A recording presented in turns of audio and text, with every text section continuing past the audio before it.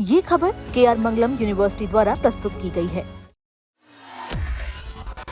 देश की सबसे बड़ी मेडिकल परीक्षा नीट यूजी 2026 को लेकर एक बार फिर बहुत बड़ा धमाका हुआ है।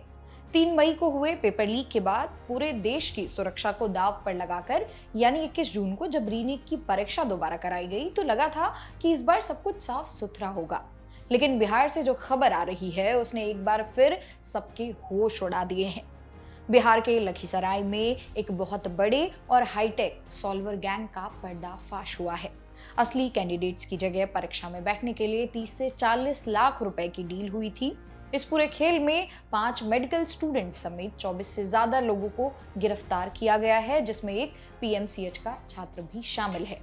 आखिर कड़े पहरे और AI मॉनिटरिंग के बीच ये मुन्ना भाई एग्जाम सेंटर के अंदर घुसे कैसे? अगले कुछ मिनट में इस पूरी खौफनाक कहानी की असलियत को हम समझने की कोशिश करेंगे, तो अंत तक मेरे साथ बने रहिएगा। पूरी कहानी शुरू होती है लखीसराय के अलग अलग एग्जाम सेंटर से, जहां प्रशासन और पुलिस को पहले से ही सॉल्वर गैंग के एक्टिव होने का शक था। जब पुलिस और जिला प्रशासन ने छापेमारी की तो एक दो नहीं बल्कि कुल 30 लोगों को गिरफ्तार किया गया।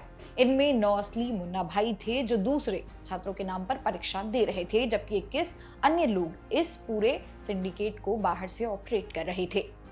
KR के उच्च विद्यालय से, केंद्रीय विद्यालय से, 7 और हसन विद्यालय परीक्षा केंद्र से संदिग्धों को हिरासत में लिया गया। चौंकाने वाली बात यह है कि गिरफ्तार किए गए ज्यादातर युवक लखीसराय से नहीं बल्कि दूसरे जिलों के रहने वाले हैं, जिन्हें खास तौर पर पेपर सॉल्व करने के लिए भारी भरकम रकम देके बुलाया गया था। अब बात करते हैं इस गैंग के सबसे घिनौने सच की।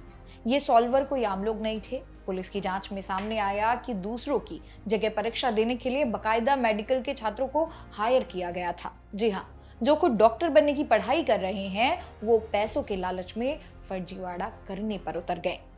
इसमें 5 मेडिकल छात्र शामिल हैं, जिनमें से एक पटना के मशहूर PMCH का स्टूडेंट है और इसके लिए डील छोटी मोटी नहीं बल्कि पूरे 30 से 40 लाख रुपए तक हुई थी।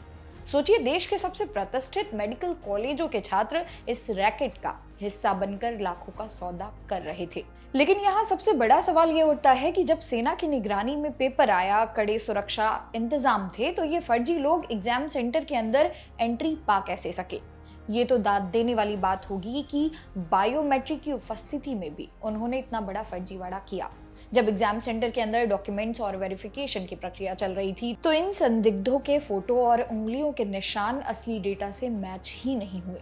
बायोमेट्रिक मिसमैच होते ही अधिकारियों के कान खड़े हो गए और जैसे ही सख्ती से पूछताछ शुरू हुई, इन मुन्ना भाइयों का सारा झूठ ताश के पत्तों की तरह ढह गया और पुलिस को बुला लिया गया।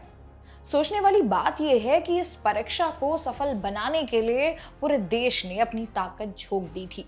देश भर के 564 शहरों में परीक्षा हुई। पेपर लीक के दाग को धोने के लिए इस बार सुरक्षा ऐसी थी कि परीक्षा केंद्र तक पहुंचने की जिम्मेदारी खुद भारतीय सेना को दी गई। पूरे देश में 2 लाख से ज्यादा सुरक्षा कर्मी तैनात थे, 6600 से ज्यादा ऑब्जर्वर्स थे और सेंटर्स पर मॉनिटरिंग के लिए हाईटेक AI और जैमर्स का इस्तेमाल किया गया था। इतने कड़े सुरक्षा चक्र के बाद भी अगर सॉल्वर गैंग अंदर तक पहुंच गया तो यह हमारे पूरे सिस्टम पर एक बहुत बड़ा सवालिया निशान खड़ा करता है।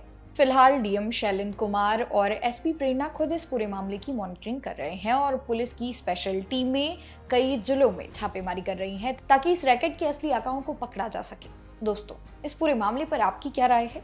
क्या कड़े सुरक्षा के बाद भी ऐसी घटनाएं रुक पाएंगी? कमेंट बॉक्स में हमें अपने विचार जरूर साझा करिएगा। वीडियो को लाइक करें और ज़्यादा से ज़्यादा शेयर करें और इसी तरह की नीट से जुड़ी हर छोटी बड़ी खबर के लिए सब्सक्राइब करें जागरण जोश। मेरा नाम है मोनाली पांडे। मिलते हैं।